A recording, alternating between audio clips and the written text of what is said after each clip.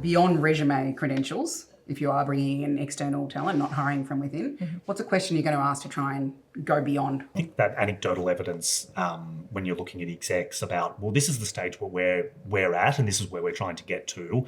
When and where have you done that before?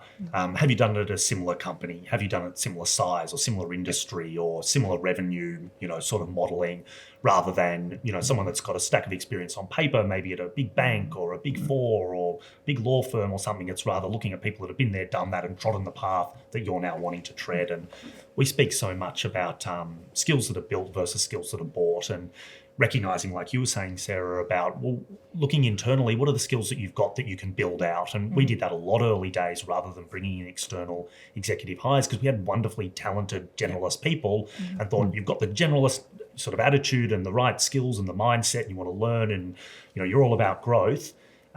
You can grow the technical skills. And more recently, we're swung towards, we've got this technical skill gap that we really need to sort of bridge to reach that revenue growth or expand into new markets or look at new geographies. That's a skill that we don't have internally, and we don't sort of have the time to build it up inside. So we need to go and buy those skills. So I guess early days, it's more about built skills. And then perhaps as you're growing, it's more about bought skills, but then having the right mix of the two, because neither is the right one, neither is the wrong one, but rather it's a complementary set of the two. And I think on top of that, I would say you also have to be prepared to say you're hiring someone for a 12 to 18 month period.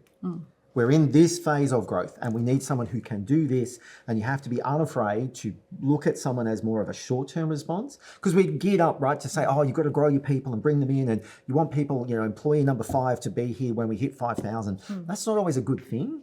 And sometimes you do, built versus bought. I need to do this. We don't have the skills, but when we get to that next point, we're going to evolve into a totally different business. So be prepared to sort of say, this is a short-term hire. Not everything has to be a 3-year beautiful vision with, good stories and great, growth and development. It could just be, I need a new engine. It's bring a new engine in and get it happening. That's where a lot of founders struggle, is that they've brought in all these people early stage and they're out of loyalty. And we see this with every startup, right? There's title inflations. There's, this person's been here for 3 years. Every year they've got a title jump, and then within 2 years they've become a head of. But if you pull them out and put them in an external environment, would they actually be a head of or not? And I think that's one of the biggest things or fallbacks, that once you then bring in a people and culture person, then we're like, oh my God, why do we have 10 heads of in this company and we're only 25 people? Founders are rightly and in good ways like some of the most loyal people you'll ever meet. And the people that have come in, employees 1 to 5, they can be so loyal to them to a fault, which can be, a great skill to have, but also can be a bit of a curse. And that's what I meant before when I said it's not about built versus bought. It's about having both. And we can say that, well, this wonderful head of that was employee number 3 and now we're at 200, we're not doing them a disservice by bringing in an exec that they sort of report into, because that's another growth opportunity for them. So it's not,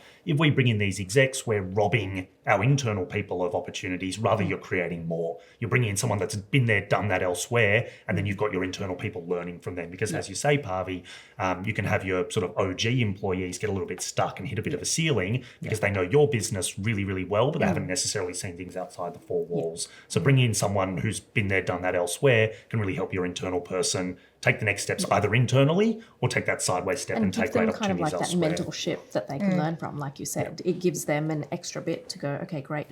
Someone else can come in and also give them that, skill set and build up that they didn't have access to before. Definitely. So sort of like, to summarize it as one sort of final tip for founders, it's like, don't look at it as internal or external, look at it as a complement of both. Yeah, and I think also it's important to note that it is a risk bringing in new execs, and I think some execs have the mindset that to kind of shake things up and rip everything apart and be like, this doesn't work, let's completely rebuild it, where the mindset kind of should be, how can we make this better? Versus like, how can we just completely change this company? How can we be still a really great company, but better? Yes.